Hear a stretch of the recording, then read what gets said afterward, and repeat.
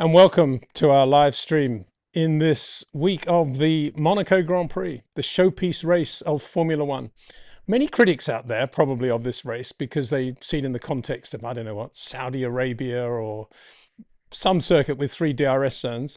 But Monaco doesn't have that. It's a very different sort of circuit, and it's on our calendar because, well, we love it.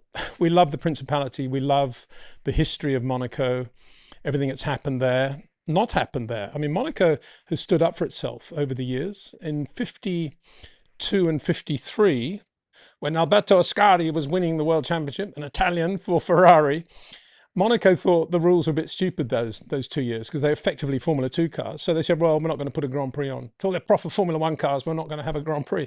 So they didn't actually have a Grand Prix in 52, 53. It came back in 54, of course. And I kind of like that, you know. And then there's the whole history of this wonderful actor, I think we're supposed to call him today, Grace Kelly, coming over because she's got this great film out and she's potentially going to win an Academy Award and she's in Cannes. And Paris Match magazine set her up with the young Prince Rainier, and they meet and they like one another. And the next thing you know, Paris Match are doing a photo shoot in the gardens of the palace and they're getting married. And Princess Grace then takes Hollywood to Formula One, in effect. And everything we enjoy today about Formula One, Liberty enjoys about Formula One. Let me phrase it that way. All that stuff, you can pinpoint the beginning of it to Princess Grace and what she did for the Principality in the 50s. She was the one that started doing the tour of the circuit in the open car. And she was the one that formalized the podium ceremony and made it something that you would never forget. And she gave it that luster that Formula One, I think, enjoys today. You know, I've been opening the emails this morning. There's an email from Red Bull talking about the the floating energy center they have, and they've got a DJ and they got this and that. And I'm just thinking, great, you know, that's the modern time. None of that would be happening really if it wasn't for Princess Grace and everything that happened back in the 50s. So Monaco is that. It's this showpiece race for Formula One. Lots to talk about today, and I'll be introducing our very special guest very shortly. But before I do, I just wanted to talk a little bit about a dear friend of mine, and I've mentioned in community, Rob Wilson, who, as we now know, I mean, those close to him have known this for quite a long time, but he's had a lot of kidney troubles. He's been on a dialysis machine for, I don't know, probably a year now. And I've been ringing him regularly, and he's been chatting about this driver, that driver, Jimmy Johnson's drivers. But he's still the same old Rob Wilson, but he's a bit breathless, and obviously, without talking about it very much, we were all hoping on the national health system in the UK on the list that something was going to happen. Obviously, he is going to need new kidneys. But anyway, by the by, he's got so many good friends and supporters. One of them, Peter Hill, another very good friend of ours, mine, Australian, started Globe, great company, quick driver in his own right as well in Porsches. Was on top of everything, as Boyo has been, you know, typical racing people trying to make life as bearable as possible for Rob. And against some of the flow, Peter insisted that Rob went with a private doctor, at least, even at the risk of maybe upsetting the whole NHS system. At least we'd get a second opinion and see what happened there. And the doctor, absolutely amazing guy, fit guy, runner, in his middle-aged, lovely guy, got to know Rob, obviously, and is now so taken with Rob and is so obsessed with wanting to make this work that this, and I'm sorry for the tears in my eyes, but he is now going to donate one of his own kidneys to Rob, and you only need one perfectly healthy kidney to be fine, and he's rated the whole operation chance of success as 87% success. And so here, Dr. George K. Wow. And as a result of that, all of Rob's mates, led by Boyo, led by Peter Hill, started the GoFundMe, and about £187,000 was needed to make this happen. And guess what? 2 weeks later, that target has been reached. It's over 190 now, I think. So big thank you to everybody that's been a part of that. And I think more than anything, it just shows how the motor racing community does come together at times when, you know, they should. And Rob is just, he's a unique person, certainly in my life. I've never met anybody as articulate and as understanding about the art of driving. And I don't think anybody's done more for the education of young racing drivers, those who want to go and work with Rob, than Rob Wilson. So I just wanted to say that, there's Rob in classic pose. That's what he does. Talks to drivers. That's actually an engineer in the back there, I think you can see. But yeah, just such a great story. So we wish both Dr. George and Rob all our best wishes for the upcoming operations and the success thereof. The only other thing I'd just like to talk about very quickly is our mate Horatio Fitzsimon, who I said we're going to follow his career because he's such a cool guy, and he just jumps from one car to another. He's got so much talent. Anyway, as you probably remember from a few live streams ago when we chatted to him, he's got this GT3 McLaren drive now, and Monza 3 hours, 60 odd GT3 cars, the most competitive GT3 series in the world. Guess who finished third? And they finished third in class and were leading overall when there was a problem with a Ferrari on the banking and a safety car not on the banking, but the Lesmo, sorry. He was on the banking, Horatio, pretending to be Pete Aaron from Grand Prix. And he finished third, and they could have been even higher. So brilliant result for him there on the podium. Max Lynn, that's Alex Lynn's brother, and his other co-driver, Ben Dorr, who's very, very quick. So great team. They're all three silver drivers there. And what I love about this whole thing is that, as I say, Horatio spent a bit of time on the banking posing for pictures, as you do when you get to Monza and you're going to race there for the first time. And he was talking about Grand Prix, his favourite movie, and my favourite movie as well. Well, favourite motor racing movie. And I sent him a message after the race. I said, so I hope on the Monday morning you're going to get up early and walk down the sort of litter-strewn pit straight with the wind blowing, as Pete Aaron does, as he walks off into the distance, and you never know what happened to him next. I did actually ask James Garner what happened next. When I met him at Indy, I said, so what happened, Pete? I said, at the end of that walk down the pit straight at Monza. And he said, yeah, we'll never know, will we? Something like that. Anyway, I said, Horatio, did you do that same walk? And his reply was, well, sadly not, because this is the life he leads. And I love sharing these lives as long as I don't have to do it myself. He said, I was at Bergamo Airport till 3:30 Monday morning waiting for my delayed flight to Manchester, which he eventually got. He landed and then had to get straight in a rental car and go to Anglesey, where he spent the day driving the Formula Junior Brabham with the owner of the car, setting it up for him and just doing a few laps for him. So what a racer, from a McLaren GT3 to a Brabham Formula Junior. That's what life is all about. Anyway, with no further ado, I'd like to introduce our very special guest today, a man who knows what it's like to get poles at Monaco, to win Monaco from the pit lane, obviously, as an engineer.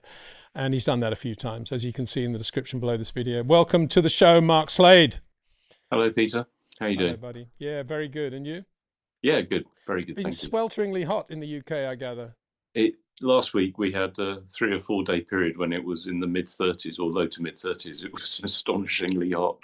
But we're back to normal now. So grey, cold, and wet. Yeah, absolutely typical England. Here in Spain, a bit of a fire nearby actually yesterday. It was absolutely no problem, no real damage or anything, but the smoke and the color of the sunset, just amazing. Anyway, let's begin with some questions. Sarosh Shulman, who's one of our members, one of our founder members. Thanks so much, Sarosh. Hi, Peter. Hi, Mark. I'm still trying to understand why Charles Leclerc wasn't able at least to match Hamilton's pace in Montreal. Any new feedback, please? Well, what I would say before I hand over to you, Mark, is that I don't think Charles has any idea either, based on what he was saying and the way the weekend went for him. He was slower than Lewis all weekend, and he was very slow in the last phase of the race, which he said, well, don't read anything into that because I was just trying to bring the car home. That was after he spun, but he was off the pace. And I don't know, I'm interested to get your opinion on that, Mark, what you think about that. I think it's just a circuit that plays to Lewis's strengths. He's always been particularly strong on low grip circuits, in my opinion. And I remember him, actually destroying Heikki Kovalainen in terms of tyre management and pace on damaged tyres. And I think it just suits him down to the ground. So I think it's a lot to do with circuit characteristics and Lewis's sort of qualities, really, more than anything else. I mean, we don't know. Maybe there's some setup differences between the two cars that helped Lewis relative to Charles, but I think it just shows where Lewis is, very, very capable. Yeah, and I think it also shows that Charles is, he said he's going to look at Lewis's telemetry. I'm not convinced that's a great thing for him to be doing, because I think if he just focuses on Monaco, and I can't imagine Ferrari's going to be slow at Monaco, and just drives his Monaco lap, I can't see him being mega slow around Monaco, even compared with Lewis. I think he'll be quick. And I think the more he sort of looks back at Canada and studies telemetry and wonders what Lewis, I think the more it'll be a distraction for him going into Monaco. I don't know if you agree with that. I tend to think so. That's often the case, unless there's one particular corner where he's obviously got a wrong line or his technique is slightly out, which you can sometimes pick up from data. But those things are relatively unusual. But if it's just a general feel thing, then he'll just confuse himself if he focuses on it too much. And as you say, he's just better off getting to the next one. I mean, I don't think there's any driver that has been the best at every single circuit every year. So that every now and again you just have to accept. Well, you can't accept it because they're race drivers, but you just kind of have to put it behind you and get on with the job. And I think also we just need to remember that Canada was pretty cold and it was quite difficult getting the tyres to work in the window. Yep. Lewis didn't seem to have that problem, but I think that's a function maybe of the way he drives Canada, and it's a very fluid style and he's energizing the tyres maybe more than Charles, who's got the car pointed in a straight line when he's not spinning, more than Lewis. And again, I think if you start to take that to Monaco, it's meaningless data really, and you might as well just, as I say, forget Canada, move on, would be my advice. Absolutely. Yeah. Right. Okay. Next one. Jim Hunts. Hi, Peter and Mark. I'd like to know what Mark thinks about these constant changes that are announced before each race. This can't be easy for the mechanics and race strategists. It's a good point, actually. We just take it for granted. Oh, well, the power is this, the power is that. But in reality, is that a bit of an upset for them, or do you think they'll just quickly get into the groove of how to work that, Mark? I think it's something they're having to get used to. I mean, I think the people it affects the most are obviously the race engineers and the drivers. And it's just another complication that adds to the plenty of complicated things they've got to deal with already. So I don't think it's particularly good. It's one of the reasons, to be honest, I'm quite happy not to be involved with it right now, because what I found over the years was that you started to worry about details like that. And it takes your eye off the things that are maybe a bit more interesting to be worrying about, such as comparisons with other drivers and the basic car setup and the things that are influencing performance. So, I just found them distracting, but you can't ignore them because they are so important. But they're not the sort of challenges that I went into motor racing to be dealing with, and I'm sure a lot of the other guys are feeling the same. Mark, this next question, again from Sarosh, is the elephant in the room, really, so far as you're concerned. He wants to go back to Hungary 2007 qualifying and wants to know what that was all about. So, over to you, buddy. Yeah, it's quite straightforward. In those days, in qualifying, basically, the cars had to race the fuel they were going to qualify the fuel that they were going to start the race with. But the FIA allowed you to top up the fuel in the car for the race start after final qualifying by the number of laps that you'd completed or the amount of fuel that you'd used in Q3. So obviously you want to be qualifying the car as light as possible. So you could do a number of laps on used tyres before you put your new tyre on to do your actual qualifying lap that was going to count. Because Formula One, we only have one pit stop area for each team. That means you can't stop both cars at exactly the same time. So one car was likely to be able to do an extra lap of fuel burning, as it was called then, before switching to the new tyres and going and doing its lap. And we used to have an agreement that basically it would alternate from race to race. So Lewis, Fernando, etc. And that weekend it was Fernando's turn to do the extra lap before coming in and putting his fresh tyres on. Both cars were doing their fuel burning, and Lewis was called to come into the pits to change tyres, and it refused, basically. After Q2, his car had left the garage first, purely because I think on our car, one of the mechanics had got a tyre blanket cord stuck as the wheel was gunned on, so we had to gun the wheel off to get the blanket off, and then gun the wheel back on and then send him out. So Lewis was in front on the track, and he just decided not to come in, and ended up with not only his race engineer but Ron Dennis also telling him to come in, and he just basically ignored it, refused. And I realised that what was going to happen, and it would mean that Fernando, if we waited until Lewis boxed, Fernando wouldn't get his qualifying lap in because he'd be stuck behind Lewis in the pit lane. So I decided I had to bring Fernando in. So we brought Fernando in. He was aware that Lewis hadn't come in because he'd seen him on the track. So when he arrived in the box, after the normal time, I said, we were actually waiting, I think 15 or 20 seconds in the box to try and get the perfect timing for the final lap to start.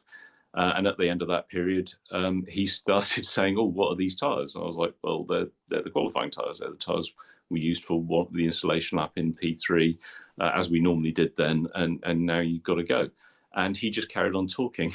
And after about 10 seconds or 5-10 seconds, I twigged what he was doing. I twigged that he was basically going to sit in the box until Lewis turned up. And it was kind of his payback for Lewis reneging on the deal. What was amazing was that Fernando timed it absolutely perfectly, and he left the box. Lewis was already behind him waiting.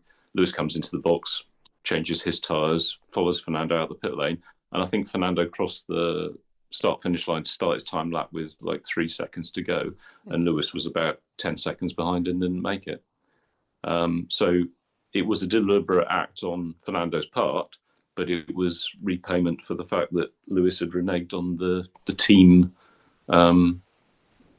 deal that we had. If I can just stop you there, Mark. Yeah. One that obviously then led on effectively to Spygate, but beyond that, why did we ever get an explanation from Lewis as to why he did do that? Why he didn't come in? Competitive instinct. He just felt that he decided that he realised that Fernando was going to have a lap less of fuel in his car for his qualifying lap, and he was worried that Fernando might beat him in qualifying, which is quite unlikely. And Lewis wanted that lighter car, so he just decided to renege on the deal. I mean, relations across the garage were pretty poor by then, so it was just another element of. I think Lewis perceived that he was treated less well to some extent, but it was completely untrue, and it was just part of the needle between the two sides of the garage. Was there an element of Lewis, not that this is an excuse, but was there an element of Lewis thinking that the extra lap was worth more around a circuit like Hungary maybe than other circuits, and that maybe therefore the arrangement wasn't quite as fair as it should have been? Was that an element of it? You'd have to ask him, but I don't think so, because typically the fuel effect is pretty similar from one circuit to another. Okay, it's less in Monaco because of the lap length, and it's less at a very high-speed track like Montreal or Monza, where you've got fewer corners, but generally speaking, there's not a huge difference from circuit to circuit. I think it was just that Lewis had got to the point where in his mind he felt that he'd got the upper hand in the team, and he wanted to make his mark. And it was a direct challenge to the McLaren leadership and to Fernando. He wanted to put Fernando in his place, basically. Thanks very much indeed for that, Mark. Sarosh, again, Peter, Mark, would Alan Prost's approach of focusing only on the race, which is a little bit of an exaggeration, but I know where you're coming from, work these days? Certainly not around Monaco, because you want to be on the pole at Monaco, I would say straight away. But I'm asking, since the gaps when he was racing are quite high, these days 0.2 seconds cover the top 10. And so would Prost have the same approach, I guess, is what you're asking, if he was racing today? I think it would be a struggle. I think qualifying is more important now maybe than it was in those days, and it has been for quite some time. So I think it would be more of a struggle. And although on the other hand, you've got, well, we used to have DRS and now we have the overtake mode. So you could argue that, you know, if you've got faster race pace, you can overtake the car in front, whereas in those days it was difficult. It's an interesting question, but I think there's a slight misunderstanding of that, because I think Prost was an incredibly fast qualifying driver. And so he knew he was going to be fast in qualifying. So his approach was, I don't think there's much to gain. I've got a lot of qualifying pace already. I just want to make sure my car's perfect for the race, which is a slightly different, you know, I think, interpretation. So I don't think Alain Prost ever intended not to qualify as well as he could. He just felt that there wasn't a benefit to be gained from spending time on a qualifying setup, maybe. Yeah, that makes a lot of sense. I remember Carlos Reutemann was chatting about Emerson Fittipaldi once. And Emerson was a bit of a barometer for Carlos, because he said, I never used to think about whether the ambient was hot or cold without looking at Emerson. And if Emerson was hot, then I knew it was seriously hot, because this guy was very resilient to heat, very, very fit. This is Emerson, his peak, of course. And then the other point he always made about Emerson was that, which Carlos said, you know, what I love about the way Emerson is the way he's able to think of the checkered flag at the start of the race, and he's able to put the whole race together in his mind and how it's going to go and when to push and when to shove in a very compact way. And that's a little bit, I think, of what you just described there about Alain Prost's approach, Mark.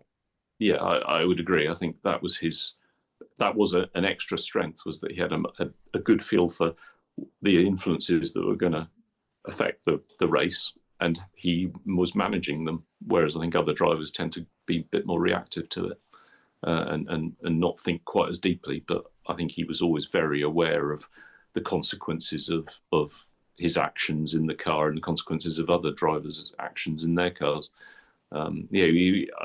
It's funny, isn't it? He's a 4-time world champion, but I still think he's one of the most underrated drivers. He was absolutely phenomenal. Good point.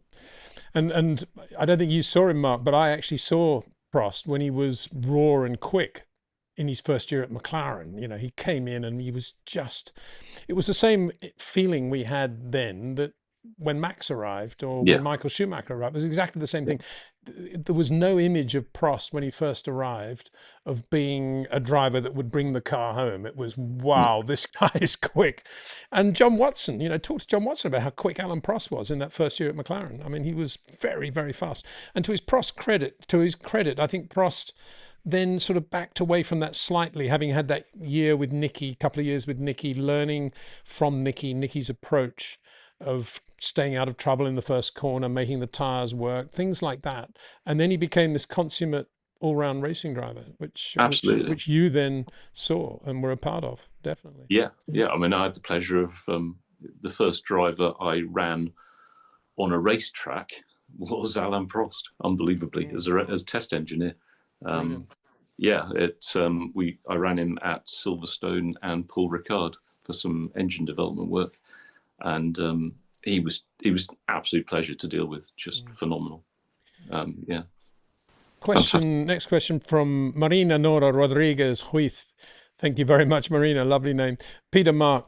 A good question, this one, I think. Hi, Max and Charles, I think Pierre Gasly too, are the only two drivers, I think there's three, to have driven these new cars in the wet Barcelona testing. I think Charles did a manicure test for Pirelli recently. Could that give them any sort of advantage when a wet race comes? Thank you. Can I respond to that immediately? So the variables will be so different that it's unlikely to give them any sort of advantage, I would have thought. But I don't know. It's an interesting point, isn't it? Occasionally we do have these anomalies where some drivers have driven the Pirelli wets and nobody else has. Is that any sort of advantage, do you think, Mark? Minimal, I would say. It's the same as learning tracks. They're on the ball very, very quickly. It'll just give them a little bit of a feel for, you know, how the throttle response is with these engines, because the fact they pick up acceleration so much more quickly than the old cars, because the way the hybrid powertrain performs, and a bit of a feel for the tires. But honestly, I don't think it's a big player. But we want a wet race, don't we? Wet races are always good fun. I mean, I used to quite enjoy them, to be honest, because you kind of the strategists have to take a back seat a little bit because all that stuff goes out the window, and it's more down to the driver than anything else. So I always thought wet races were good fun, and you can, little tweaks that you can make to the car that might help. So yeah, I love wet races, to be honest. Apart from standing out in the rain, that wasn't a lot of fun. But yeah. Well, they fit in with my the video I put out recently about get rid of the radios and leave more of the decision making on race day to the drivers, and that's exactly what I'm talking about. What Mark's just talked about, the sort of semi chaos of a wet race is always fun, and if we ought to try and bring that into the dry races as well, and let the drivers sort out who's going to come in first, which of the two cars, and all that sort of stuff is part of motor racing, and that's why I think we should get rid of the radios on race day. Anyway, that's my thing, and I've got a video out about that at the moment. Chris McClelland, hi Mark and Peter. What was Mika like in slow corners relative to David Coulthard's and other drivers he worked with? Is it a case where, although he doesn't drive Peter's optimum short corner way, well, I wouldn't say Peter's. Let's give Rob Wilson some credit there. And anyway, don't paraphrase it too much, because it isn't always about short corners. It's about the ability to create a short corner if the corner and the tires and everything else is going to work for you there. But that finesse and that touch. Anyway, get back to it. Is it the case where, although he doesn't drive with those optimum short corners, that he does it in the non-optimal way so quickly, and it kind of counters this? I don't remember seeing any track where Mika looked weaker because of the style he had, like Norris, the stopwatch talks. We have talked about this actually in previous live streams, haven't you, when you were put on the spot, so, Mark, about who was quicker, Kimi or Mika. And I think it came down to who was best able to deal with understeer or least able to deal with understeer, I think, wasn't it, in your opinion? I think that's probably the solution to this one. Yeah, I mean, comparing Mika with DC specifically, DC was quicker than Mika at Imola, Montreal and Monza. So circuits. What about Manicourt? Not so much, I would say. He wasn't slow at Manicourt though, was he? No. He was very good at Manicourt, but the three circuits I mentioned before, okay, all right, which all had very high speeds, straights, followed by massively heavy braking and low speed chicanes, that was DC's speciality, other than Monaco, where he was also a bit of a specialist. And Mika couldn't match David's braking and late turning. Mika would always get the brake. He just couldn't be quite so precise with the braking points and the pressure. And DC would just come off the brakes at perfect moment, get the front to bite in the low speed apex, and do the right, left, or whichever way the chicane went perfectly. And it just used to do Mika's head in, to be honest. I remember we did a test at Monza, pre-race test at Monza. I think it would have been, I'm going to say 98, 99, potentially. And we spent basically a day and a half chasing DC's times, making small changes to the setup and showing Mika the data. And he just couldn't get on top of it. And it came down to the last set of new tyres, last run. And we'd spent a good amount of time, me and the performance engineer, Phil Prue, trying to show him what DC was doing differently. And he was like, yeah. And he got in the car and he went out and he improved his time by about half a second. Actually managed to beat DC's time by about a tenth at most. And we looked at the data and he'd gone quicker everywhere else apart from where DC was quicker. So he'd just gone quicker in the places he was already quicker. Brilliant. It was fantastic. Brilliant. That was so Mika. I love it. Yeah, absolutely brilliant. He took me around in a smart car before at the start of that test, and it was just an education. Absolutely brilliant drive. Was the smart car flat everywhere? Pretty much, yeah. Yeah, it was amazing. But then a smart car would be flat around Monza, wouldn't it? It would be. Car with no power. Reminds me a little bit of Jim Clark's first test to try to get the Aston Martin Formula One drive, would you believe, in 1959. And Reg Parnell, the team manager, it was at Goodwood. And as is in his book, And he says, I knew I had to behave myself coming out of the chicane and going into the chicane and going into the first corner. So I was quite slow and, making sure I kept the car in line. And then I just thrashed the hell out of it everywhere around the lap. And Reg never got to see it. But I suppose that, they were before the days of telemetry. That is for sure. Yeah. But I would say Mika's ultimate strength was the high speed, or not high speed, but longer corner entries where you're balancing the steering against the braking in that sort of perfect hitting the tyre limit and grip level limit all the way through up to the apex. Whereas in these sort of high, hard braking into a tight 90-degree corner, you're not relying. It's quite a different dynamic, I suppose. And DC just seemed to be able to almost metronomically hit that. Whereas Mika struggled a bit more. So maybe it's I think DC tuned himself in. He was a bit of a sort of method actor in a way. He sort of evolved to a performance and then he could repeat that performance endlessly. Whereas Mika was very much more sort of dancing on the edge and reacting to how the car felt. And a lot of the time that is quicker a little bit. But there are times when it's not. And I think those three circuits in particular were ones that highlighted DC's, really brilliant capability. I always rated DC higher than he seemed to rate himself, to be honest. Maybe that was the problem with DC's entire career. I think a little bit, yeah. But I'm presuming that when the fiddle brake came in, that kind of diluted all of DC's advantage over Mika, the one you've just described, right? Because Mika was able to do what he wanted with the fiddle brake, and who cares about precision with braking now? I've got the car perfectly set up. Was that the case? Yeah, a little bit maybe, but I think the main thing was that DC wasn't as good at adapting to new feelings in the car. So when it first came along, Mika jumped on it straight away and immediately made it work for him, whereas it took DC a little while to get used to it. But once he had, he was super quick with it. He did adapt to it and was very happy with it, but it just took him a little bit longer to get to that point, I think. It's interesting, and this goes back to a Rob Wilson episode, actually, that DC, when the single lap qualifying came in, DC never felt, maybe this is self-doubt thing that you just mentioned, he never felt that he was able to get as much from the car as Kimi in single lap qualifying. And he did some days with Rob, and he dramatically improved as a result, because Rob taught him a sequence of the lap in his brain that he needed to rely upon, rather than to be, thinking about anything else, really. This corner requires this, remember that, and everything was very numerical, not digital, but numerical. And I think there's a difference, and analog numerical. And DC responded to that really well and liked it a lot. But it's interesting that he didn't like the single lap qualifying for a while. No, and whereas Kimi absolutely did. And I think it was to do with that honing process. So Kimi was able to get to the limit very, very quickly, almost instantly, whereas DC tended to work up to it.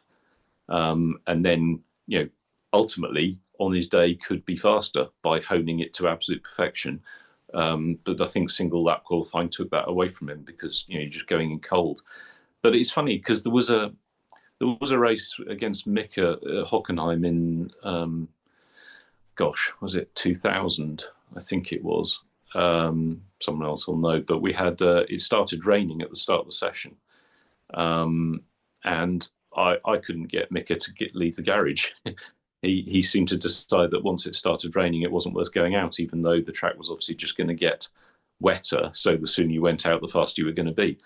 And DC, it was kind of like a switch flipped in DC's head, that it was like, oh well, now it's the same for everyone. Conditions are completely unknown. I'll just go for it. And I think he was something like a second quicker on his first lap than everybody else. And it was phenomenal. It was really impressive. Whereas Mika, I think Mika qualified 4th or 5th, because eventually we got him to go out and he did his lap, but he'd missed the point completely. But DC was phenomenal. But it was like he was always worrying about things up to a certain point, But when things got so sort of ridiculously out of control, he got over that worry, and suddenly he just let himself do what he could do, and what he could do was fantastic. So it was a really strange. He was quite a complicated guy, DC, in terms of his mental approach to things, and he could be upset by little things that he wasn't happy with, would detract from his driving, like a mirror vibrating too much or something like that would just sort of take the edge off him. If he had a weakness, it was that, and just thinking about things a bit too much. Whereas he had great natural capability, in my opinion.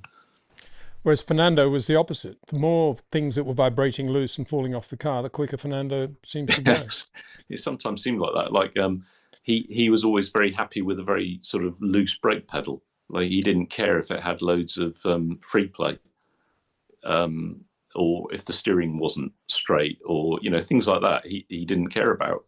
Whereas Kimi was incredibly fussy about the steering and the brake, the feel of the control systems. Kimi needed them to be absolutely spot on. He wasn't so bothered about maybe a mirror falling off or something like that, and he wasn't so bothered about the track conditions, but he needed the controls to be absolutely spot on. Whereas Fernando didn't care. So that was quite interesting. Okay, I'm going to put you on the spot now, Mark. I'm allowed to do this because it's my show. Which is the quicker Kimi? Which is the quicker Kimi? Yeah, Antonelli or Raikkonen? God, I don't know. I don't know how you tell. I mean, certainly Kimi Antonelli right now is looking pretty phenomenal, isn't he? But I still think that Kimi Raikkonen at the peak of his powers, so say between 2003 and 2006, for me, I think he was absolutely outstanding. So on that basis, since I've worked with one and not the other, so it's difficult to say, but I'm going to stick with Kimi Raikkonen in that time. It'd be kind of fun to think about going back in time at exactly that period and putting Kimi Antonelli as he is right now in the other car to see how he would compare with him, though, wouldn't it? Be a good team. Yeah, it would be phenomenal, wouldn't it? Yeah, I don't know. Honestly, I don't know. It's impossible to judge.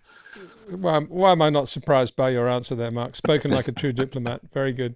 I'm sure you're speaking the truth as well. Chris McClellan, another one. No, we've done that one. Ronnie Way. Hi, Peter and Mark. Thank you for the preview. In the twisty lower speed Monaco track, it must be a minefield for race engineer and driver to find an optimal balance for qualifying. And I think that's a very good question and very relevant to the Monaco preview. And if I'd like to just throw one on the back of that as well, Mark, can you tell us what the working conditions are like for engineers in Monaco?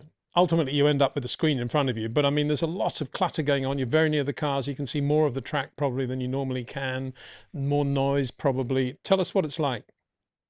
Yeah, well, to be honest, these days, they built a new pit complex. I think it was in the early 2000s.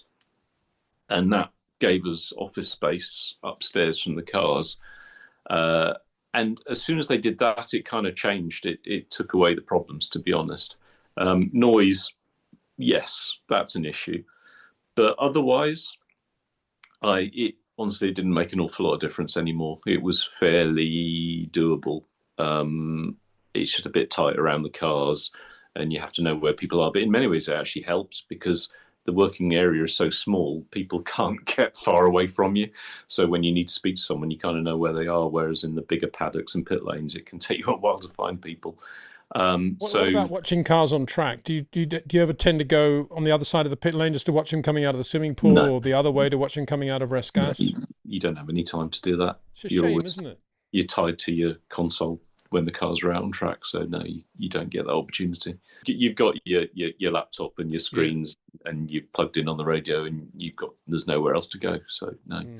I do remember one year. No, it must have been 2003 or 4. For some reason, I was able to get over to the pit wall, off the pit wall. I can't remember why it was, but I remember watching Kimi through the chicane at the back of the garage, and it was fantastic. His precision over those curbs, the right left after the swimming pool, was just amazing. And the car, he would be deliberately clipping the second apex curb just to knock the rear of the car around to get the perfect line out of that complex into Rascasse. It was absolutely sublime to watch. And it was the same every lap. Every lap, just spot on. Perfect. Fantastic. That is a great place to watch, actually. And there is a grandstand there if you're lucky enough to be a fan, because you've just had that very, very fast entry into the pool section, which is less dramatic now because there's a lot of curb there. But then you have to brake hard for that right, left. And if you get the curb wrong, the curb Mark's just talking about, or the entry curb actually can throw the car. And the beauty is watching a driver who uses the curb perfectly and then can reproduce that lap after lap after lap. There's a famous photograph of Jackie Stewart going through that, into that right-hander, that tight right in the Tyrrell in 73. And Jackie always said that was his all-time, I think the all-time favourite shot, because he's got the car, the Tyrrell, the absolutely perfect little four-wheel drift just within that little cameo corner. The front wheels there's virtually no right lock on them, and the car is dead straight, absolutely perfect. And it's a really good bit of road. And of course, it's the bit of road which Jean Ragnotti, I think he is still the only driver to shunt a safety car, is he not? When he went off, that's where he went off, braking for that in the wet, didn't he? Yeah, remember that. Yeah. And didn't Taki Inui hit a safety car there? I think he did, Yeah, that was in his year of, the same year he... didn't he ended up upside down in Hungary or something after hitting a safety car as well or something? Anyway, Ronnie Way wants to know about the setup for the car, the minefield of optimal balance for qualifying the race. And what it's going to be like this year with these 26 regs as well. Well, I think it's going to be difficult actually, because what you don't need is low-speed apex understeer. Now, everyone goes on about Monaco's all about traction, and that's not actually true. What Monaco is about is getting out round the apex and allowing the driver to get on the throttle as early as possible. And that actually normally means that you run a very rearwards mechanical balance. So you're biasing the car towards rotation a lot mechanically. And that's actually, it's a little difficult for the drivers to deal with because it makes the car a little bit sharp on the entries initially. But and you have to kind of balance the driver getting used to the track against the aggressive setup. So when they first get in the car around Monaco, it's the only track where even a driver like Mika or Kimi, they would do their first run and come in a little bit wide-eyed after that very first run, because it's just so different. It's so narrow and you're bouncing around, and it's quite different. And so they have to sort of work their way up to speed at Monaco, and you have to try and bring the car with them. So as they're gaining confidence, you need to be giving them more and more front end. Whereas if you start with all that front end, you're just going to spook them. So that's the complexity of it. But to be honest, it's the car setup isn't so tricky. It's more giving the driver track time to work up to speed and getting those clear laps in. If the driver gets a sequence of laps where he keeps being interrupted by traffic and he never gets up to speed, that's going to cost him a lot of lap time. So you just need to go out and be able to go around and round and round, and then tweak the performance of the car towards reducing that understeer as you can. Yeah, that's the main thing really. It's much more to do with the driver than any other circuit, I would say. And the 26 regs, the influence of the 26 regs on everything you just said? Yeah, the reason I think it's going to be more difficult this year is because I think these cars have more of an inherent mid-corner understeer balance issue. And just alongside that, I think that's one of the reasons why Sergio Perez is going well compared to Valtteri Bottas at Cadillac, is because, from what I understand, Perez deals with an understeery car better than most drivers. So I think that's one of the reasons why he's got a bit of an advantage. And funnily enough, Canada actually has some of the similar characteristics because it doesn't have any real long corners. They're mostly point and squirt or quite short profile corners. And I used to think of Canada as being like Monaco, but with long straights. So the setup in Canada was, in terms of mechanical balance, was actually often not that much different than Monaco. In Monaco, a bit more extreme. So I think these cars, because you want to be getting as much out of energy recovery under braking and getting as much power down as possible, as quickly as possible, you will sort of tend to bias the car to a slightly more maybe traction and braking balance setup, but that is going to be a challenge in terms of rotation at the corners. So I think they're going to have to sacrifice some of that, but at the same time, a driver who can deal with a balance that has a bit more mid-corner on steer, and if he can deal with that, it's going to give him an advantage potentially in terms of overall performance. So does that mean, looking at the overall power of the grid at the moment, where Mercedes are, the car they have, does that mean that Monaco could well neutralise some of those advantages that Mercedes have, and you might get, say, a Max driving the car really well, being more competitive than he has been, well, increasingly competitive, but even more competitive, and maybe Ferrari more in the game? I would say I'm thinking more Ferrari at the moment. The reason I say that is because, to me, the Red Bull looks like it's just lacking grip, and they seem to be running it quite stiff, and that is not going to be great around Monaco. It's also going to come down to a car that you can run low in roll stiffness without losing grip. So I don't know about the current generation of cars, but certainly the previous flat bottom cars, some cars were quite neutral in terms of the amount of downforce they lost with roll, and some cars were quite edgy. And because you want to run a car soft in roll, not necessarily soft in heave, but soft in roll because of the camber changes and the road, if you've got a car that does lose downforce with roll, that's going to be a bit of a problem potentially.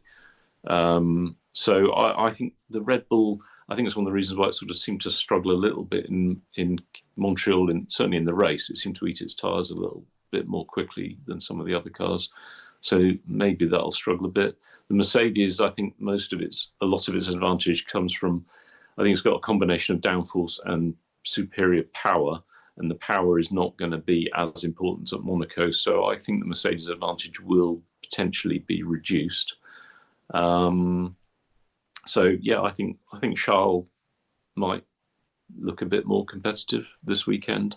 I think Lewis will be strong.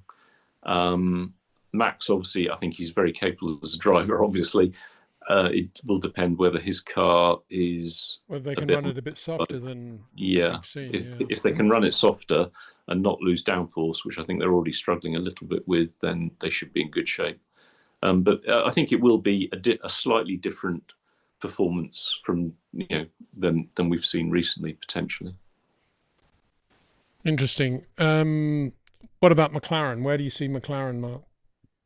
I think their car's pretty nice. I think we could see quite a strong McLaren this weekend, stronger than we've seen recently. Which I know sounds odd because they're generally quite strong, but I just think we could see some very good performances from them. And the other thing I think is that the hybrid sort of integration of driver recovery and where to use the extra power and all that stuff, that won't be as important either. So I think that will help some of the drivers who may be struggling with that a little bit. I may be unfairly thinking Lando a little bit. I think he could have a very good weekend in Monaco. So it'll be interesting, and very different from Barcelona. Mark, just changing the subject a little bit. We've heard that Ferrari and Audi are speaking out against making too many changes to the engine regs for 27. In other words, to keep about the same electric ice balance rather than going back. Your thoughts on that? Very disappointing, in my opinion. Although there's some changes that have been made this year that have improved the show, there's still basically the battery isn't big enough, and the energy recovery requirements are too high for good racing. We're still seeing drivers backing off into, under braking into higher speed corners to recover energy. And I just think that's rubbish, really. And going to a 60-40 split rather than 50-50 is essential to get us back on track. And I just don't think that the teams should be, or the engine manufacturers should be, allowed to influence on that significantly. It's very obvious it's a problem. It's what most fans, I think, or a lot of fans are unhappy about, and they're resisting going in the direction that people want and that would make better racing. So I'm pretty appalled by their ability to potentially stop that from happening. I suspect that Audi are doing it because they're worried particularly from a technical point of view, that they're going to be able to manage that, given that they don't want to spend money on extra development. Ferrari, I suspect, is a little bit more political in terms of trying to balance out that against things that they want from the regulations.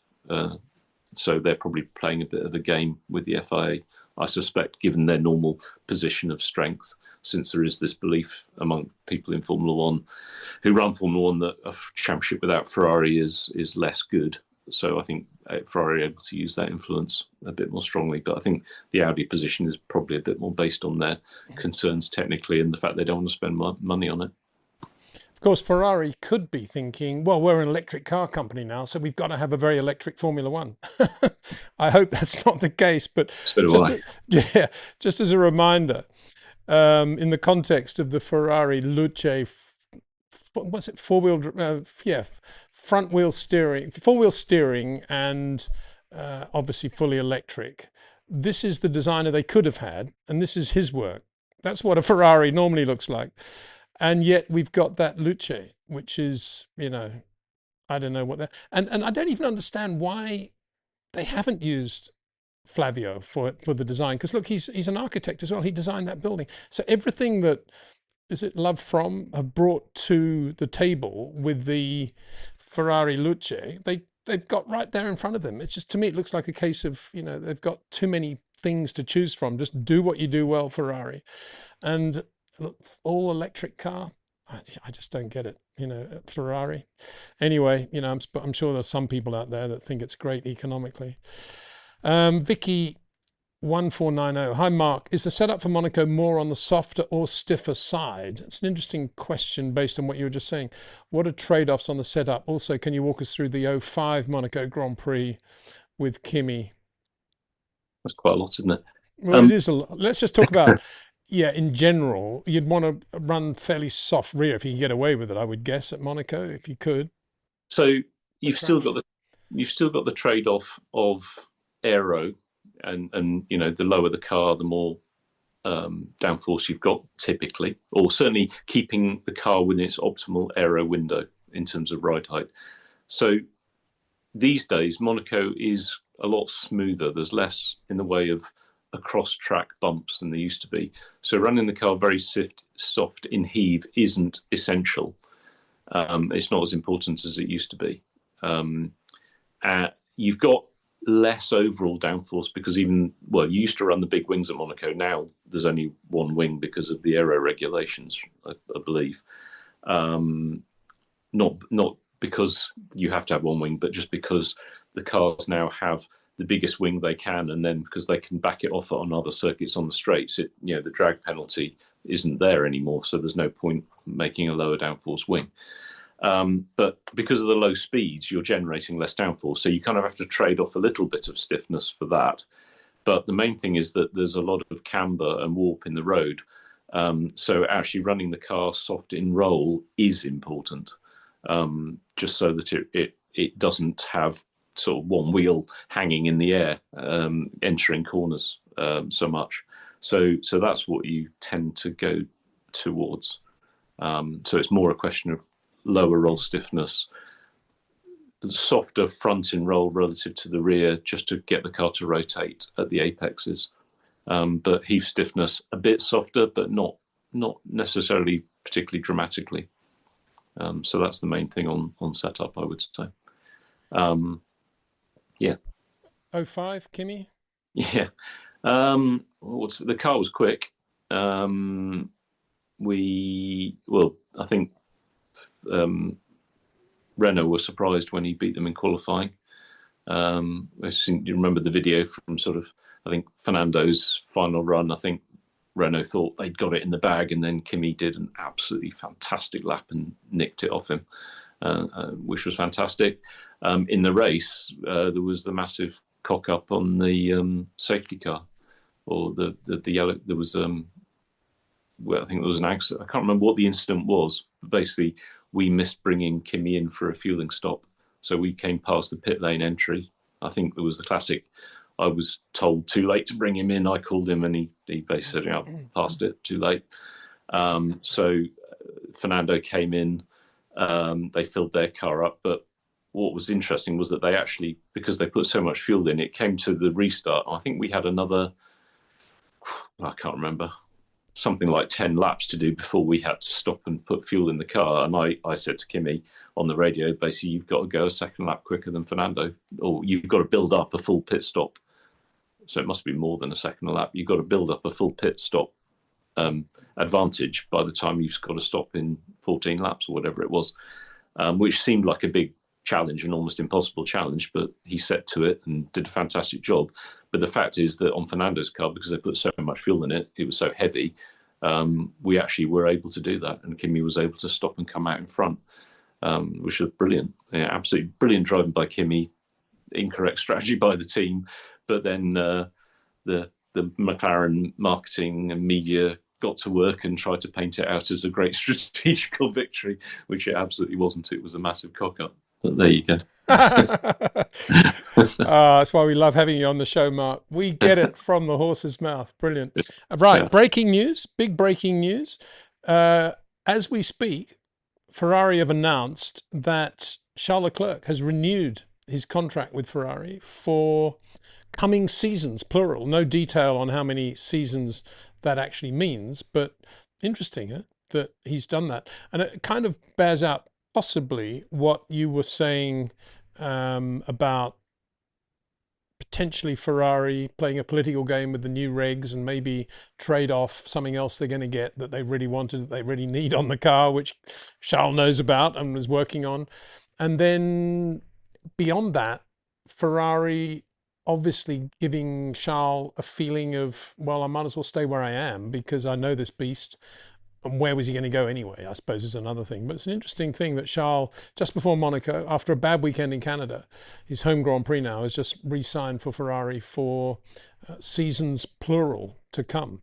What are your thoughts on that one, Mark? There's a side of me that's slightly sad in a way, in that I would like to see Charles in a team other than Ferrari that, in my opinion, has a better chance of winning the World Championship, I suppose. But the reality is that, you know, who would that be? Mercedes, McLaren, most likely, I guess. And I guess that means that those doors weren't open to him at, shall we say, the monetary value that he's looking for, maybe.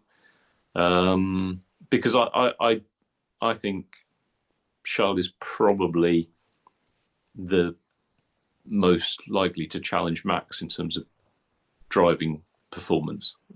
Honestly, the current drivers, maybe Kimi Antonelli is coming into that picture. And I think Ferrari as a team, I still have my doubts about their ability to bring a car that's cohesive enough in its design to win a championship. I think that it is a weakness, or has been a weakness, in that team. So, yeah, there's a part of me slightly disappointed in that it seems almost like Charles has sort of said, well, this is it for the rest of my career. And he's in their hands now, isn't he? I mean, hopefully they can do the job, but I'm a little bit suspicious that they can't. Yeah, and I'm sure there's a huge monetary factor in there, because from Ferrari's point of view, you know, Lewis maybe one more season, but what they don't need is Lewis eventually retiring or whatever he's going to do, probably retiring, and then finding himself without a Charles Leclerc as well in the other car. So he would have used that as a big bargaining chip to get his money right up, I would have thought. And that's going to be enough to make him smile most of the time and enjoy his life. But as you say, you know, it's still not driving for Mercedes. It's not driving for McLaren. I mean, McLaren would have been the nicest one to have had either Oscar or Lando in the other car. Would have been a really nice setup for Charles and a great team for him to be with. But I guess that wasn't on the table, and probably not on the money that he was going to get from Ferrari either. Although I can't imagine the money would have influenced that decision. If there was a McLaren offer on the table, even if it was less money, he probably would have taken it. So we've got to assume that Zach didn't do that. And nor obviously Toto, who's got more drivers than he needs anyway. Yeah, it just I don't like saying it, but it just makes me think it has comfort and money overcome pure, I want to win a world championship ambition for Charles Leclerc. Don't know. Maybe on balance he thinks Ferrari is his best option, or maybe most likely he just didn't have any other options that were better. So yeah. Right. Yeah, this was a sad one. This is from Vicky. Hi Peter. There were a lot of groundhog incidents in Canada. What was your weirdest wildlife experience on racetrack? Can the FIA Formula One do something about it, or is it what it is? And of course, it wasn't just groundhog, because I think Pierre Gasly hit a greyhound, hit a dog in qualifying, yeah, and maybe that was kept quiet. I don't know, but I think that's what happened. And certainly we've had that. Obviously, Bruno Senna in the Formula 2 race in Turkey hit a stray dog. A lot of stray dogs on the track in Turkey. Wildlife incidents, you know, the big one was Stefan Johansson, Austrian Grand Prix, hitting the deer, which was horrendous and very lucky for Stefan. He also hit a deer, I think, on the road as well, Stefan. So, bit deer prone, Stefan Johansson. I just wonder if you've got any wildlife stories, Mark? We did lose a few birds at Silverstone. Used to have to extract the remains of them from the side pods and stuff like that. I mean, unfortunately, it's just a fact, isn't it? You've got a massive open space, and you are going to have, you know, wildlife in the area. You can't extract it all. We've had lizards on the track in Singapore, haven't we? That was quite strange. Fortunately, I don't think anyone's hit one. But I think the reality is it's just impossible to make the circuits completely clear of wildlife. And Montreal it's always been a problem. They have little traps. They have holes in the barriers, and they put traps down to try and trap them, and sort of remove them from the area leading up to the race. But obviously there's only limited capability of doing that, unfortunately. So I think it's sad, but let's face it, we all get in our cars and drive along roads and occasionally hit animals, and it's a consequence of what we do. So it's sad, but I think dogs on the track is a bit more of a scene, isn't it? I don't know. I guess it's going to be built up areas. Brazil, we've had problems in the past. I remember dogs running around on the track there, but I don't really see how you can make a track completely sealed off. No, really. No. And in terms of my personal experience, I can refer no more than to the video we've got out right now, just put out last week, I think, on Alan Stacey, who, what a hero that guy was, to have lost his right lower leg at the age 17 on an innocuous motorcycle accident that wasn't his fault, and then started his racing career and ended up being a Lotus Grand Prix driver with a hand throttle on the gear shift. It's all in the video. But he lost his life when he was hit in the face by a bird. It looks as if that's what it was. It's never been 100% proven.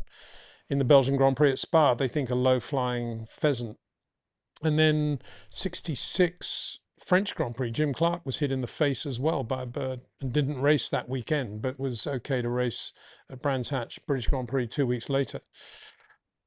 So yeah, you know, today the cockpit is pretty well protected now, which is a great thing. But yeah, I mean, we lost Alan Stacey it appears, from a bird accident. So that was a terrible thing. If you haven't seen that video, I would ask you to have a look at it, because it's easy sometimes to say, oh, well, that was a long time ago. But in reality, they were all human beings just like you and I. And Alan Stacey, a young racer, English racer that just wanted to get out there and be fast, lost his leg, wasn't a handicap to him at all, went racing, got his Lotus Grand Prix drive, was doing very well. I mean, always running top 6, and would have been 4th in the Dutch Grand Prix the previous race, 3rd, I think, actually.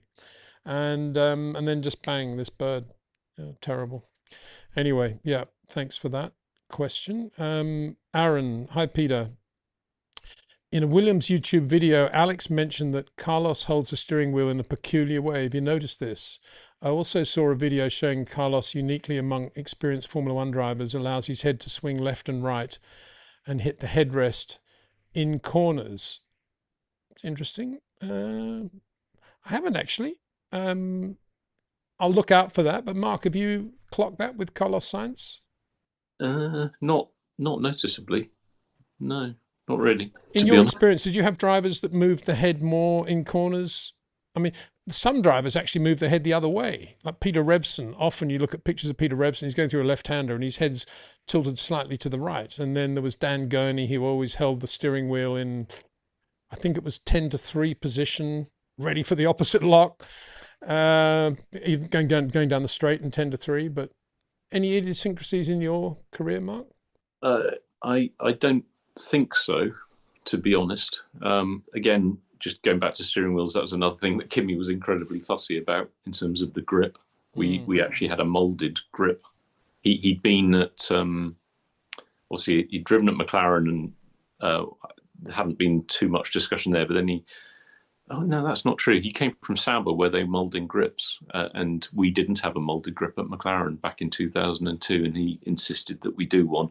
And then when he came to Lotus, Renault, whatever you want to call it, I remember telling them that this was going to be a thing, and they were like, "Oh, well, how do we do that then?" I'm like, "Well, that's not really my problem, but you are going to have to do it." And sure enough, we did.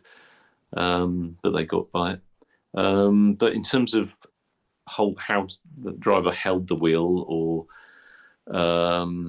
head position, it's not something I've really come across, other than just the standard. When it used to be, when Interlagos was the only, or one of the only, anti-clockwise circuits, obviously we used to put the pad on the side of the cockpit or on the headrest to help them keep their heads straight, because they didn't have enough strength in the neck to hold it up. But over the years, we've gone to more circuits where they're counterclockwise, and I think the driver training's improved, and that's become less of an issue now.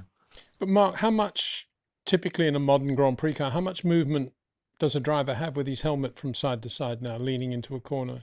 It's not like the old days, is it? No, not a huge amount. But in actual fact, we found that if you put pads either side of the driver's helmet, so the regulations allow an extra pad thickness for the driver to rest his head on. We actually found that if you kept the driver's helmet straight in the wind tunnel, then that gave a small aerodynamic benefit. So it was actually beneficial to restrict that movement. And drivers tended not to like it until you told them that the engine would perform better and they'd have a little bit more downforce. And they're like, "Oh, actually, that's fine. We'll do that then." It's funny how drivers are when it comes to performance. And just to be clear there, you're talking about mid-corner. Going into a corner, you can actually hurt the aero if you've got your head tilted. I think it was a question of airflow into the air intake above the driver's head. So just keeping the head central was important to that. And then, yes, in corners, just not having the driver's head moving around had some minor effect on flow past their heads and rearwards of the cockpit. So all these little details crucially important when it comes to getting the absolute maximum out of the car. Going back to Kimi Raikkonen, I'm guessing it was 01 Imola, San Marino Grand Prix. Kimi, he's in the Sauber. Didn't he have a steering failure going down the hill? I think the steering column or the wheel came off the steering column, I think. It was I mean, if anything's going to shake your confidence in a car, it's the steering wheel coming off the column mid-corner, I would have thought. And I wonder whether that's had any impact on what he thereafter wanted from a steering wheel. He never seemed that bothered about he used to joke about that incident. I think it was coming out of it was the hairpin, wasn't it? No, it was going fast on that fast downhill section down towards Rivazza, I think, the left-hander, the double apex left. Just there. No, I remember him just saying, he was steering the wheel, and all of a sudden it came off in his hand, and he's just like, "Oh shit!" And there was nothing he could do. But he didn't seem about the worst feeling a Grand Prix driver can have, is it not? You would think, wouldn't you? But he didn't seem. He thought it was quite funny. He thought it was funny. Yeah, he used to joke about it. Well, there was grass runoff area that he skirted over. That's for sure. Yeah. I guess he was also very young at that point, wasn't he? What it is to be young and fearless. Yeah, absolutely. Zabej Dougal says, in 27, we will go 5% towards ICE. We hope, Zavish, we hope. In 28, we'll go another 7%, allegedly, and 29 V8s are not ruled out yet. It's not even fun to hate on the regs, just embarrassing, really. Yeah, but it could be more embarrassing than you're saying, Zavish, and based on what we've been talking about, because it looks as if Ferrari and Audi are quite resistant even to the changes you're suggesting there. So watch this space, I think, in terms of where we go. But yeah, I don't think it's good. Mark's already expressed his opinion on that one. And, we just think the manufacturers have got far too much to say at the moment. Zavage Douglas says, Bradley Lord, who's now the deputy team principal of Mercedes, said that they won't know what went wrong with Russell's car for several months, as they can't ship that engine back to England for that time. Merc reliability is pretty shocking for me. That's interesting. Did you ever have that situation, Mark, where it took forever to get an engine back to find out what actually went wrong? No. Or anything went wrong? No. Does that sound right to you? They won't know for several months what happened? Yeah, there's no way that's true, is it? They will know already, I'd have thought. But why would Bradley Lord say that? I don't know. It's just a very strange thing to say. All right, moving on. I just don't get it. I mean, the first thing, when anything goes wrong in the car, the first thing you want to know is what went wrong so you can deal with it. So that's just doesn't make a lot of sense.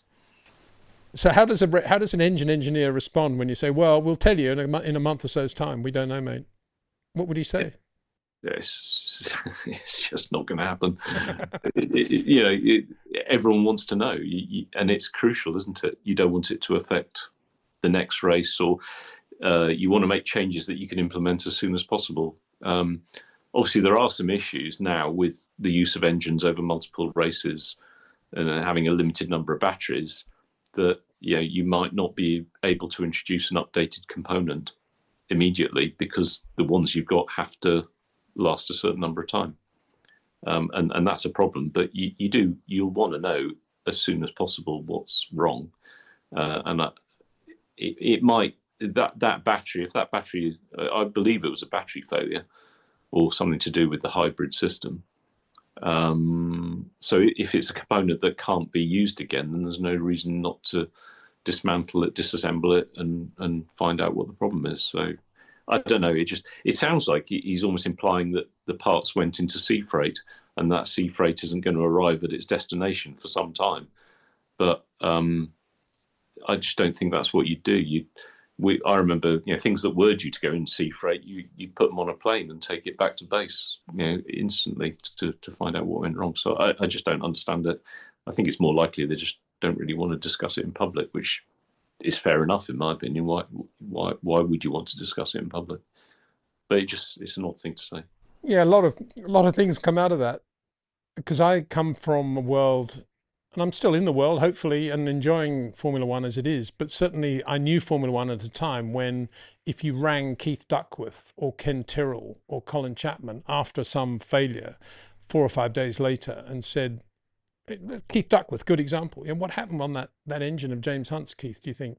Well, he would probably say it was a Nicholson engine and wasn't one of mine. But generally speaking, all of those engineers would want to tell you because A, they thought it was fascinating to talk about it, and B, they felt that if the press knew more about what was going on, they'd do a better job reporting the sport and everyone would enjoy the sport more. That was the approach.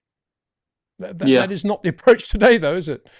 No, not at all, because every failure you have could be a failure that someone else is going to have. And so if you make people aware of potential failures, then you're helping them avoid them, basically. So you don't really want to talk about your failures or anything to do with performances. The teams have to be forced into talking about it, really, which is why there's this, FIA insist on the document that you have to put out about your upgrades going into a weekend, and why the teams have to put their cars outside the garage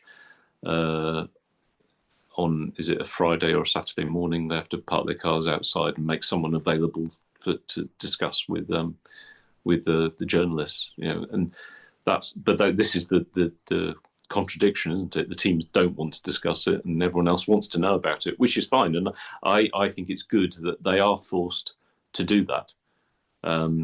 So that's great. But from a team point of view, I can fully understand why they don't want to talk about it. Yeah, and the real dichotomy is that Formula One's DNA is that it's technical and it's the pinnacle of technology, and that makes it different from any other form of motorsport. You've got to design and build your own car. Aren't we wonderful? But if you don't share that technology, how can the public actually grasp it? Yes, That's the point. Yeah, it's a balancing act. Yeah, a balancing act, kind of, and it kind of works, I suppose. Jez James, member, very kind, Jez, thank you. Hi, Peter and Mark. How can you tell if a driver is better than the car or the car is better than the driver? If you're not, I mean, it normally comes down to the comparison with the other driver in the team, doesn't it?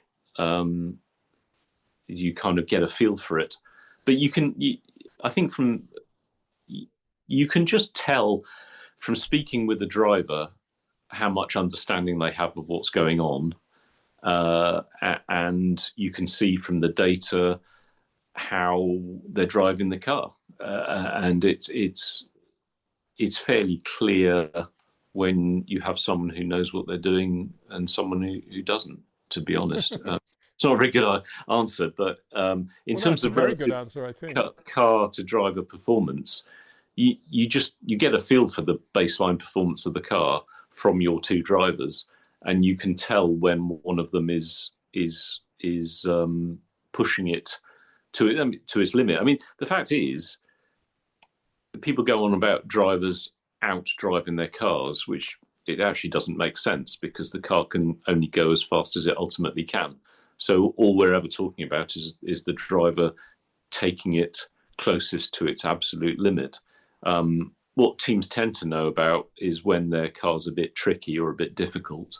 And so a driver who is able to reach the limit more of the time in a car that is difficult to drive is doing a better job than someone who can't approach that limit as often, or makes more mistakes.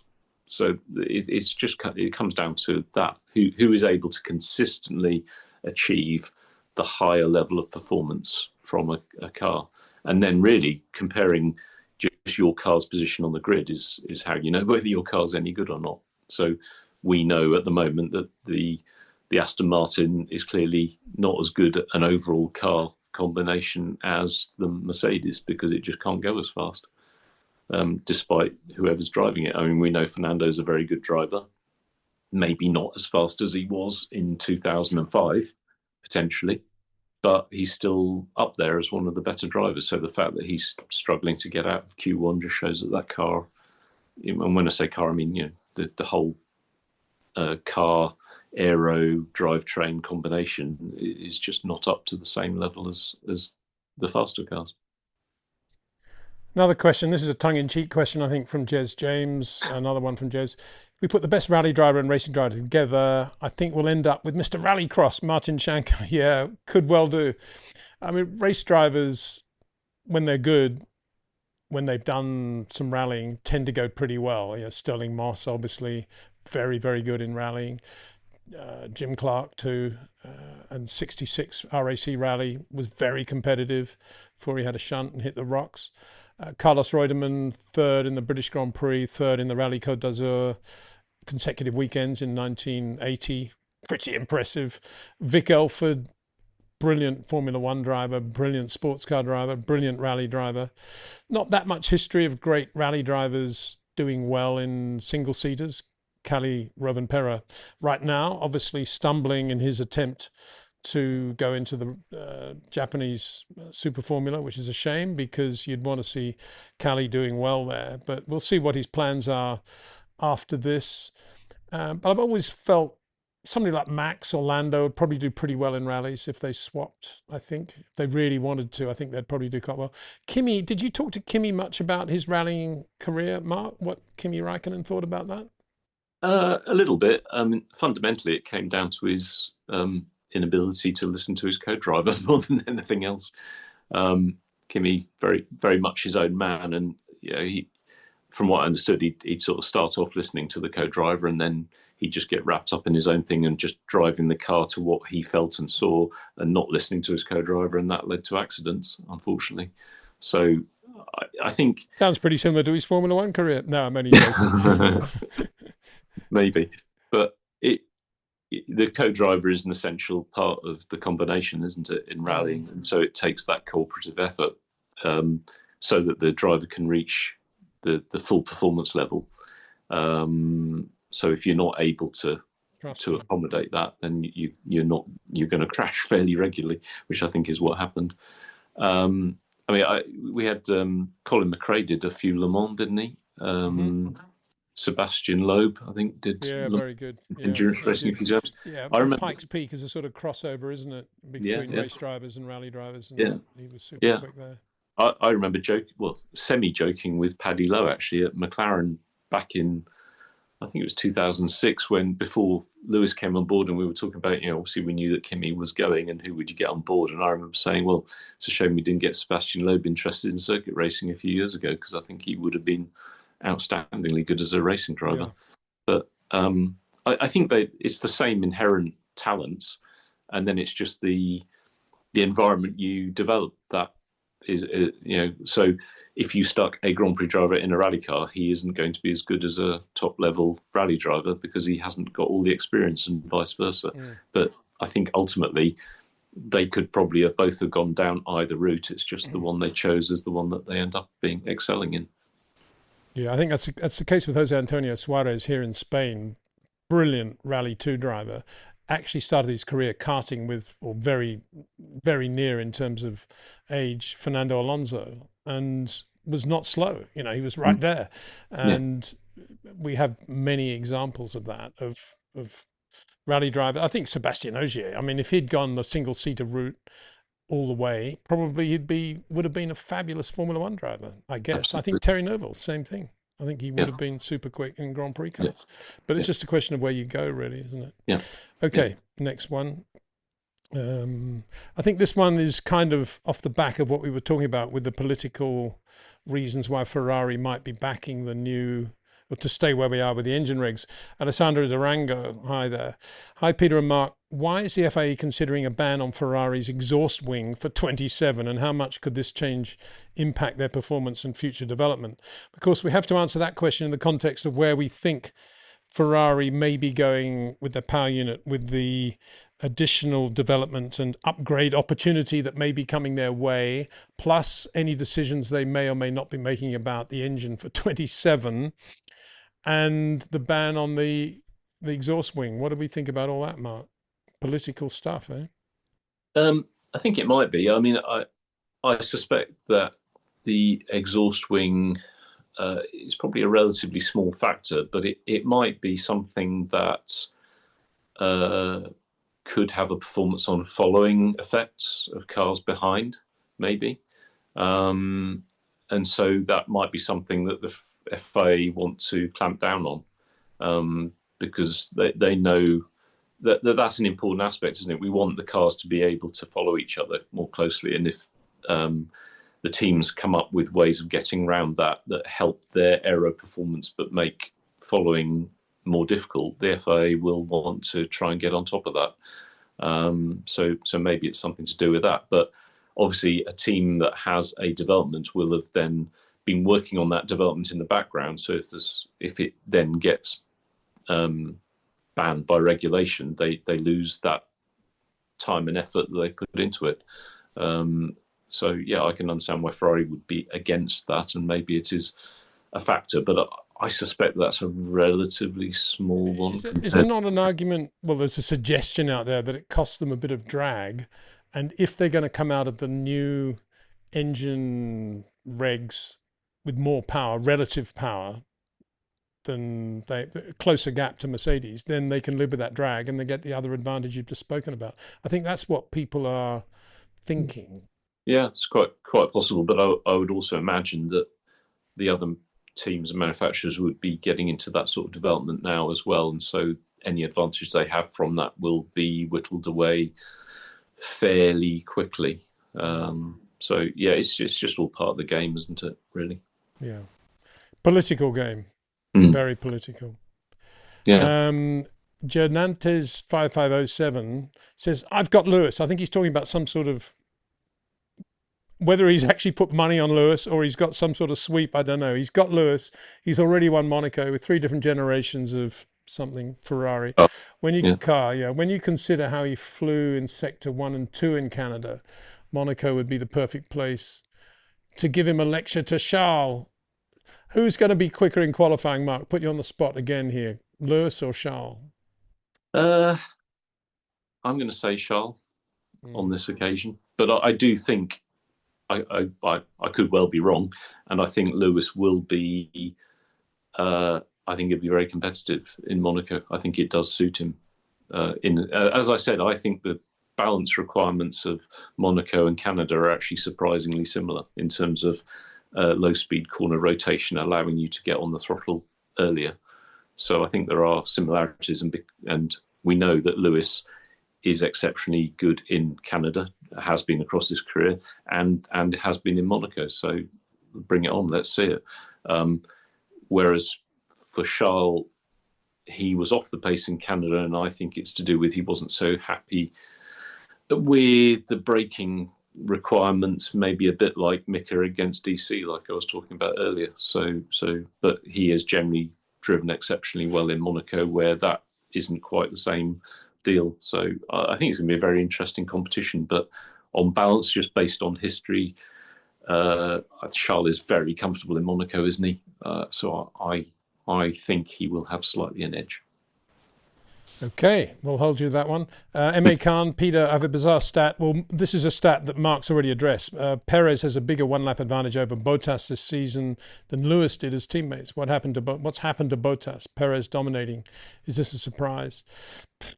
I don't know if I'm surprised by that or not, really. 2 old guys doing their thing for Cadillac. Does it really matter? That's my view, but, that's just me. I'm not that... I can't imagine Bottas is doing anything other than just driving around, not driving around, but doing the best that he can from the car. Technically, he's that sort of guy. Probably wants more from the front than Perez, not getting it, not adapting to that. Perez has always had that great talent. For me, it comes under the heading of traction. He's just really good out of corners, but he does set the car up reasonably well for that, and better than probably Bottas. But I wouldn't have said he sets the car up as well as Leclerc or Max or Antonelli or even George, Orlando or Oscar. But certainly exit of the corner, he's very good. But anyway, yeah, Mark, you kind of dealt with that. You explained it, just that Perez is very good for these cars. Yeah, I think Perez prefers a car that's a little bit understeery and can drive around it, which I think with this generation of car is helpful. Whereas I suspect Valtteri needs a stronger front end generally and is less comfortable dealing with a car that has understeer. I also think that Valtteri is probably better on a circuit, say more like Silverstone or Barcelona, where he can carry the speed into the corner, a bit like Mika, relative to DC again. So it could be partly that. And I just get the impression that Valtteri is a bit more of a driver who needs the car to be behaving in the window that he likes to get the most out of it. I've never worked with the guy, so I don't want to diss anybody. I don't know why he's struggling more, but yeah, I just think that with this generation of cars, maybe it suits Perez a bit better than it does Valtteri at the moment. But hopefully they'll get on top of it and he'll come to life. I mean, I don't like seeing any drivers, suffering relative to their teammates. It's, you want to see 2 drivers doing well and their team doing well. So that's my feeling.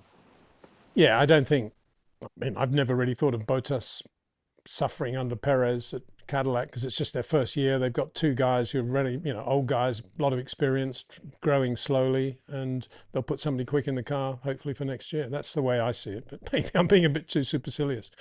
Great name. I always love this one. JPS78 MA.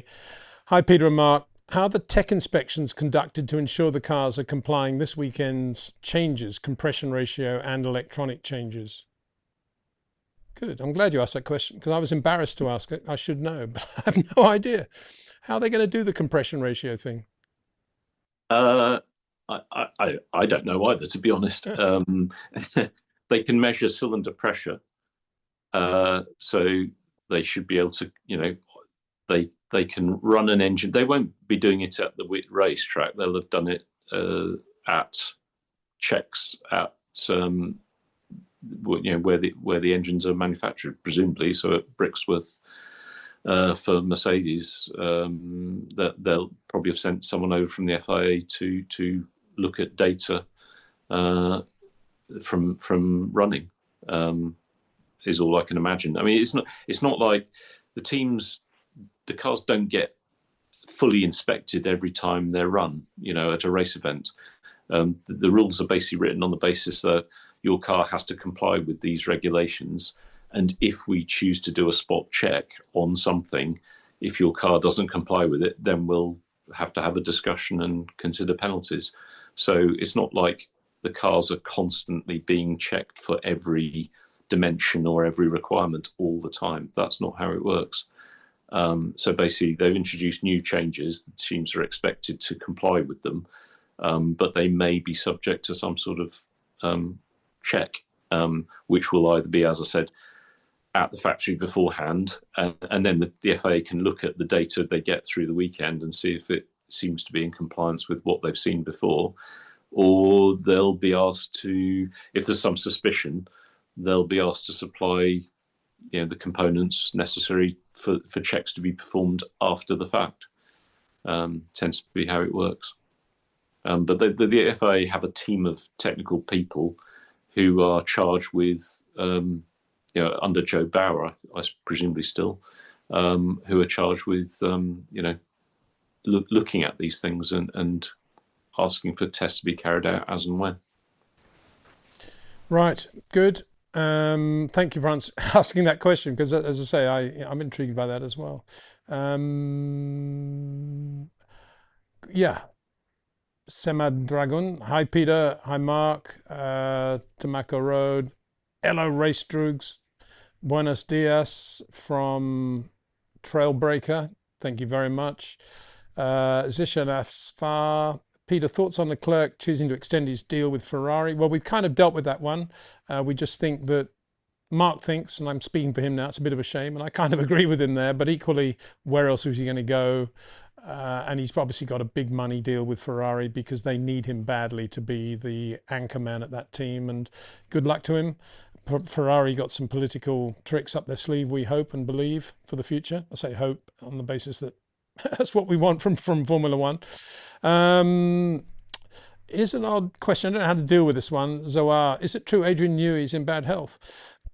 I haven't heard anything along those lines at all. But I know Franz Tost did an interview around Canada, I think, and said something like, providing Adrian's healthy, they should make a good recovery eventually when they get the engine sorted, which made everybody start thinking, what's he talking about? I haven't heard anything at all, so I can't respond to that. Have you heard anything, Mark? No. I mean, obviously, he had that bicycle accident a few years ago, didn't he? Which put him out of action for a little while, but I'm not aware of anything. Yeah, I'm sure he's not enjoying the experience at all. He's a very competitive individual, and he's not used to being in this position. Now, I really hope it's not true and that he's fine. That's quite concerning if there's any stories at all that he might not be in good health.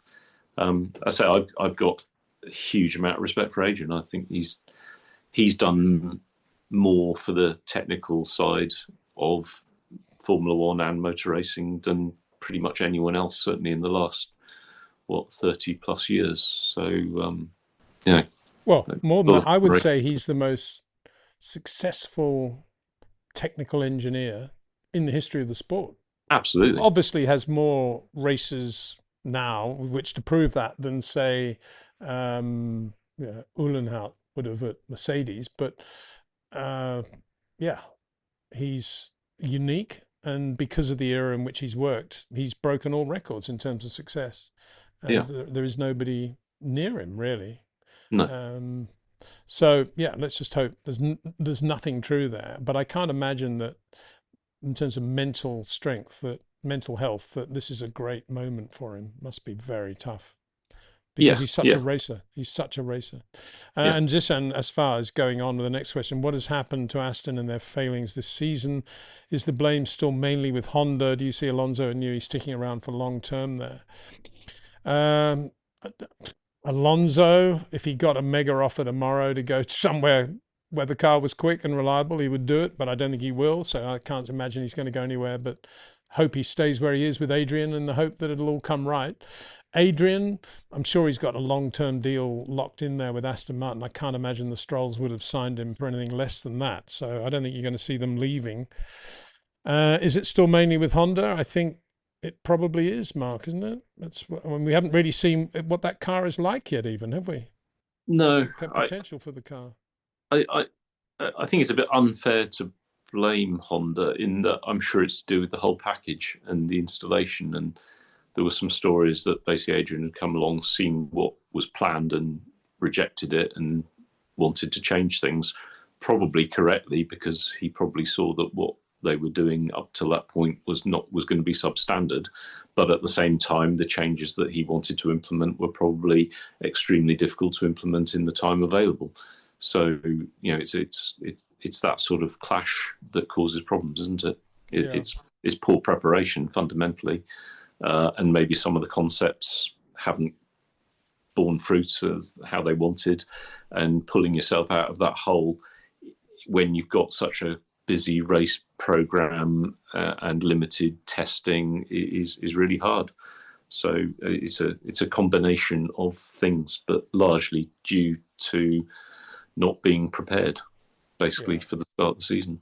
And still, for me, it's an astonishing fact that Andy Cowell and Adrian Newey did not sit outside the Honda factory for most of the year, just making sure that things were going in a logical way, bearing in mind how Honda went so wide of the mark when they returned to racing with McLaren, and a lot of that was just Honda in Japan not really being managed. And I would have thought that Adrian, the Strolls, in fact, if it was your team, you'd set up some sort of outpost in Japan to work closely with Honda, in the same way that Honda like to have outposts in the UK working closely with the team they're supplying, and that didn't happen. And to me, that's still the biggest problem. That was the biggest mistake.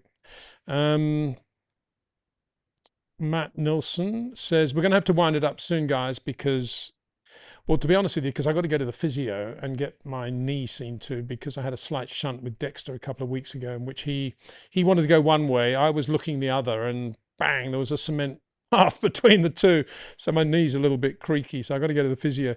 But a few more. Leclerc did an interview where he spoke about Sainte Devote and how he relies on his internal clock to take the corner. He said that he times himself on the bumps he feels with his body.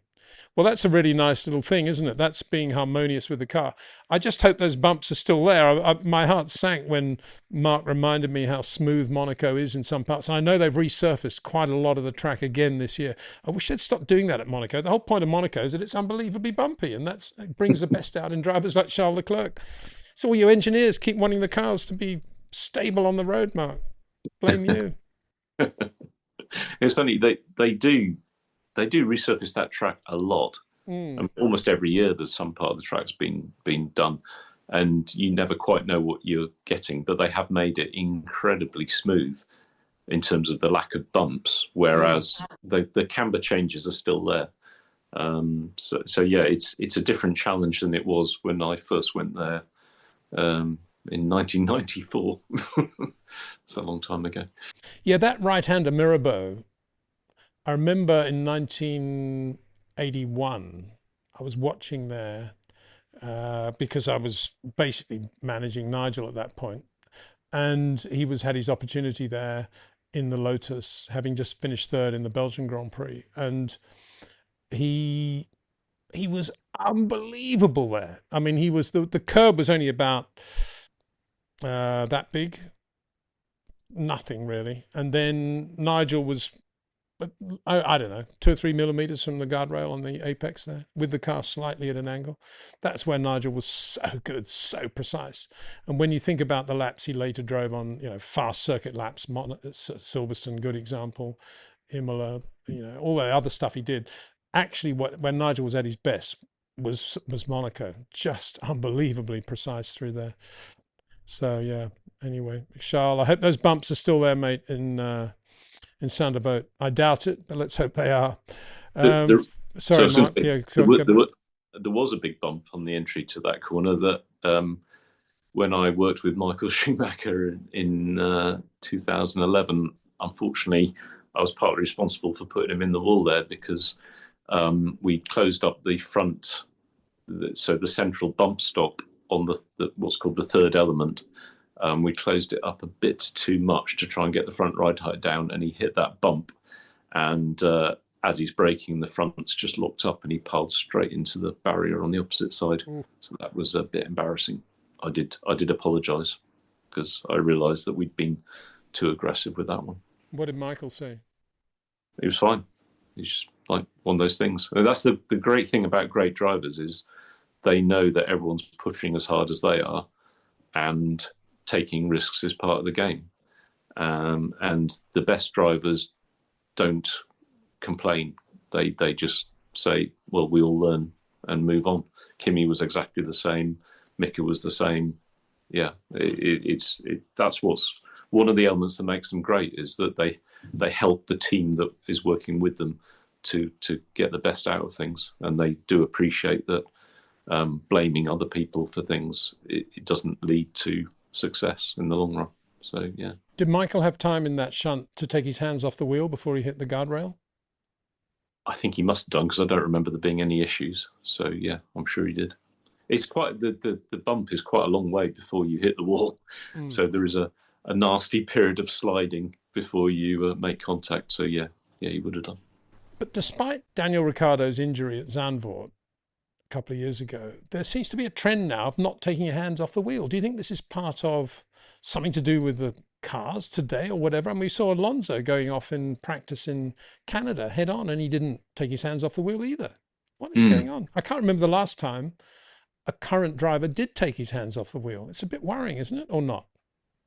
Yeah, it is interesting, isn't it? I hadn't thought about it, but you might be right, and it's something to do with the weight of the steering, or I don't know.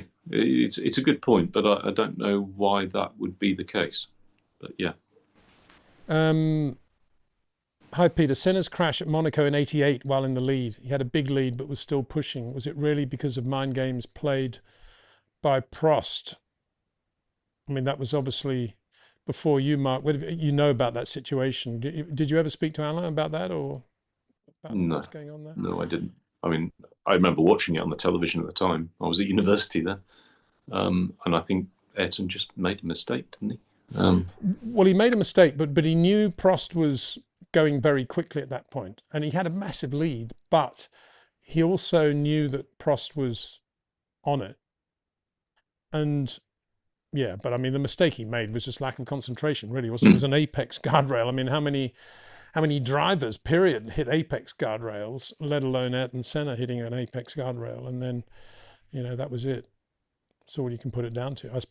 More than anything, you'd have to say it was lack of concentration due to the massive lead he had. Yeah. More than anything, I'd say, rather than pressure. Yeah. Yeah. Which is unusual for him, very unusual. As Jim Clark always said, when you're leading a race comfortably, concentration is the most important factor. Today it's called, focus, but a phrase coined by Ayrton, but Jimmy always called it concentration. I think he's right. So does Sterling, actually. Bill Adeli says, greetings, everyone. Trailbreaker says, speaking about Prost, I know that he was attacked in a home robbery last week. Is he okay? Wow, I didn't know that. And I haven't heard that he's not okay. So let's assume that he is. That's not good news at all. Have you heard anything about that, Mark? There was a news report that basically somebody broke into his house, or at least two people broke into his house while the family were there. And apparently I think he got a bash on the head, and they basically threatened him, and so one of his children was forced to open the safe, and given the contents. I mean, it's horrendous, absolutely horrendous. I feel desperately sorry for them. It's what an awful experience. Yeah, really. Where, was this in France or in Switzerland? I don't know. Sorry, can't remember. Wow. But Well, that's best wishes to Alan in that case. I don't know how that news managed to pass me by. Probably because I was focused on, I don't know, something else last weekend. But thanks for pointing that out. Trailbreaker. Yeah, let's wish him all the best on that one. Racer also says, from Monaco, Mercedes engine loophole is closed. Is that a game changer for the others? What do you think, Mark? I think it could have some significance. It could be a tenth or two off their performance relative to everybody else. We are unlikely to see, and that's on most circuits, but in Monaco, it's the least power sensitive circuit by some margin over the whole year. So I think the effect will be pretty small around Monaco, but it will be a bigger influence in Barcelona, that's for sure. So it could be important. Yeah, I mean, they did what they did for a reason, which was to get more performance. And now that loophole has been closed, so they will relatively lose performance to anyone who wasn't taking advantage of it. But we don't know yet what the ADUO have actually done. They may also have done something to Ferrari, to Red Bull, maybe. It won't just be Mercedes, or maybe it will. We'll have to wait and see. So I think the potential is that there could be on a typical circuit, there could be a swing of performance of 2 to 4 tenths away from Mercedes to other teams potentially. So I think Barcelona is going to be interesting because it's the first time we will really see how much effect it's had. It's always going to be difficult to decipher what is down to those two things. So the performance that the other teams are allowed to develop and the performance that Mercedes lose from that being taken away. But there's no doubt that these things are significant to overall performance. Mark, you've been unbelievably generous with your time. Just a couple more questions, then we've got to go. And let's have a look at something.